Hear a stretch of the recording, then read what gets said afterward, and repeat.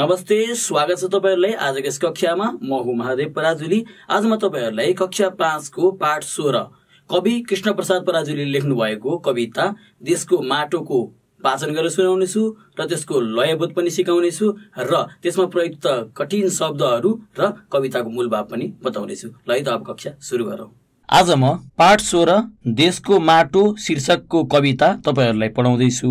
सबैभन्दा पहिला हामीले यस कविताको शीर्षकलाई बुझ्न जरुरी छ। शीर्षक के रहेको छ तपाईले हेर्नु होला। शीर्षक रहेको छ देशको माटो। यस शीर्षकमा दुईवटा शब्द रहेका छन्, एउटा देश र अर्को माटो। देश शब्दमा षष्ठी विभक्ति को लागेको छ। यसको अर्थ भयो माटो देशको हो, देश सम्बन्धी माटो भन्ने यसमा अर्थ छ। तर देश र माटोलाई हामीले बुझ्न जरुरी छ। देश भनेको के हो त? देश शब्दको अर्थ हुन्छ राष्ट्र। माटो भनेको मृत्तिका, जमिनको सतहमा भएको तत्त्वलाई हामी के भन्छौँ? माटो भन्छौँ, जसमा उर्वरा शक्ति हुन्छ, जसबाट हामी अन्न उब्जनी गर्न सक्छौँ, त्यो माटो हो। त्यसलाई संस्कृतमा मृत्तिका भनिन्छ। अब हामीले बुझौँ राष्ट्रको माटो यानि कि मृत्तिका, देशको माटोसँग सम्बन्धित छ यो कविता। अब यस कविताका रचनाकार को हुनुहुन्छ उहाँको बारेमा पनि चर्चा गरौँ। रचनाकार हुनुहुन्छ कवि कृष्णप्रसाद पराजुली। भनेपछि आज हामीले पढ्ने कविताको शीर्षकमा के शब्द रहेका छन्, ती शब्दको अर्थ के हुन्छ त्यो पनि जान्यौँ। अब हामी कवितामा लाग्छौँ।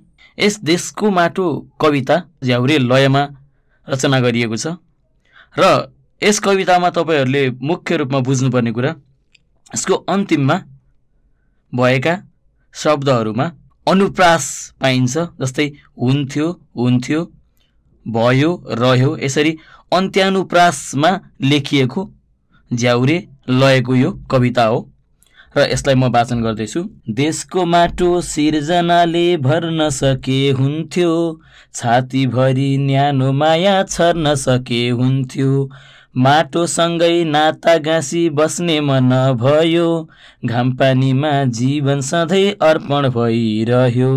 र अर्को श्लोकतिर लाग्छु म। केही गर्न सके जस्तो छैन अझै पनि, निदले छोप्ला भनी डर लाग्छ छाया मनी, धरतीलाई उज्यालोमा हेर्न सके हुन्थ्यो, देशको माटो सिर्जनाले भर्न सके हुन्थ्यो। दोस्रो श्लोकलाई पनि तपाईहरु सामु गाएर सुनाए मैले। अब तेस्रो श्लोकमा जान्छु। घामको झुल्को टिप्दै जाँदा भित्र धेरै ठुङ्ग्यो, त्यही ठुङ्गाई मेट्ने गीत गाउन सके पुग्यो, हातले थोरै आँसु पुछी जान सके पनि, ओठ ओठमा रंग चढाई सफल बन्थ्यो जुनी। अब कविताको अन्त्यमा पुगेको छु म। अन्तिम दुई पंक्ति वाचन गर्छु। मृत्युलाई हाँसी हाँसी भर्न सके हुन्थ्यो, देशको माटो सिर्जनाले भर्न सके हुन्थ्यो, मृत्युलाई हाँसी हाँसी भर्न सके हुन्थ्यो, देशको माटो सिर्जनाले भर्न सके हुन्थ्यो। यसरी देशको माटो शीर्षकको कविता तपाईहरुलाई मैले लयबद्ध रूपमा वाचन गरेर सुनाएँ। विशेषतः यो कविता देश प्रेमले ओतप्रोत भएको कविता हो। देशको विकास कसरी गर्ने, देशको माटोलाई कसरी हराभरा बनाउने भन्ने उद्देश्यमा यस कविताको रचना गरिएको छ। कवि कृष्णप्रसाद पराजुलीले यस कवितामा आफ्नो देश प्रेमलाई उजागर गर्नुभएको छ, देश प्रेम प्रकट गर्नुभएको छ। अब कविले यस कविताबाट भन्न खोज्नु भएको कुरा के हो, ती कुराहरूलाई म तपाईहरुको अगाडि बुदागत रूपमा लेखेर देखाउँछु है।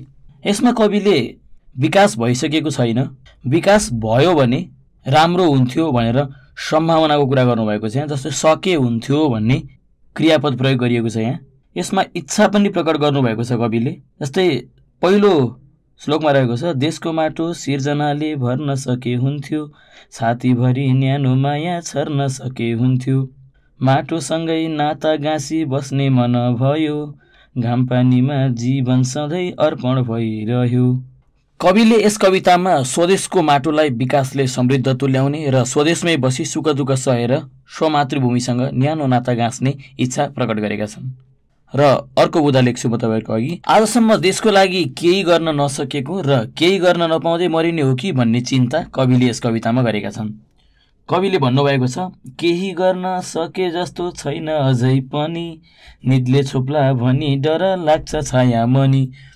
यसरी कविले कवितामा आफूले देशका लागि केही पनि गर्न नसकिकन यहाँबाट बिदा हुनुपर्ने हो कि भन्ने पनि चिन्ता प्रकट गरेका छन्। अब तेस्रो, स्वदेशलाई विकसित रूपमा अघि बढेको हेर्ने इच्छा कविले कवितामा व्यक्त गरेका छन्।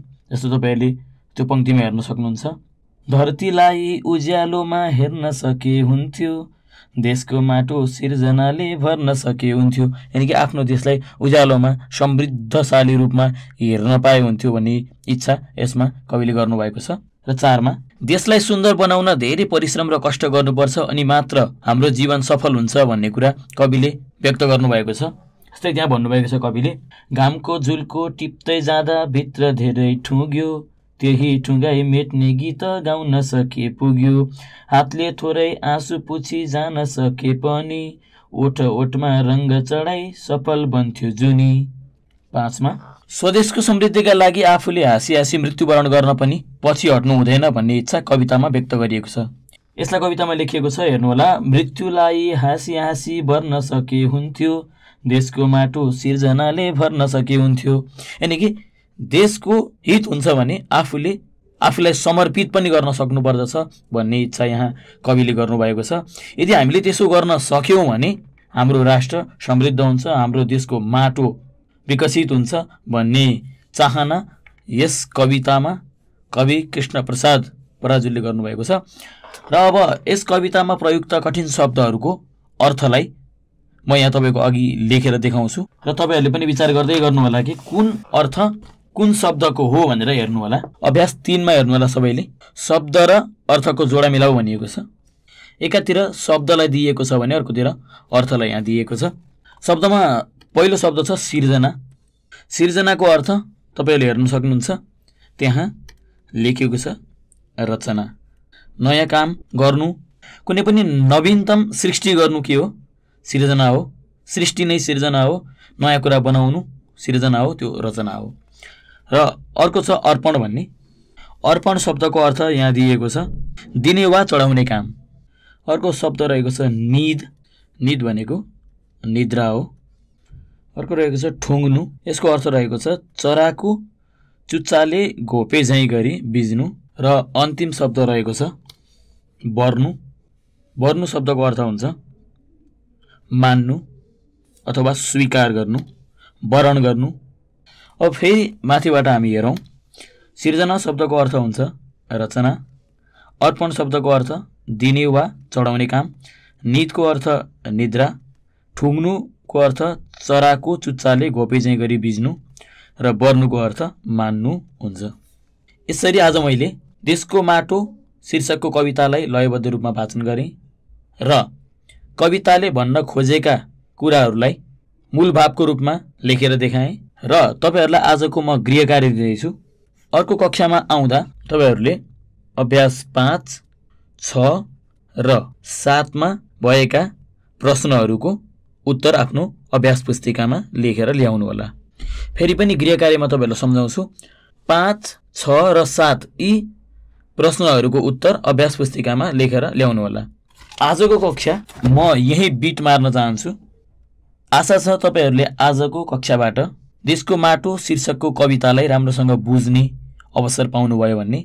यदि आजको यस कक्षासँग तपाईहरुलाई कुनै गुनासो छ अथवा कुनै सल्लाह सुझाव दिनु छ भने तपाईहरुले हाम्रो इमेल ठेगाना learning@dearwork.edu.np मा पठाउन सक्नुहुनेछ। यति भन्दै आजको कक्षाबाट म बिदा हुन्छु। नमस्ते।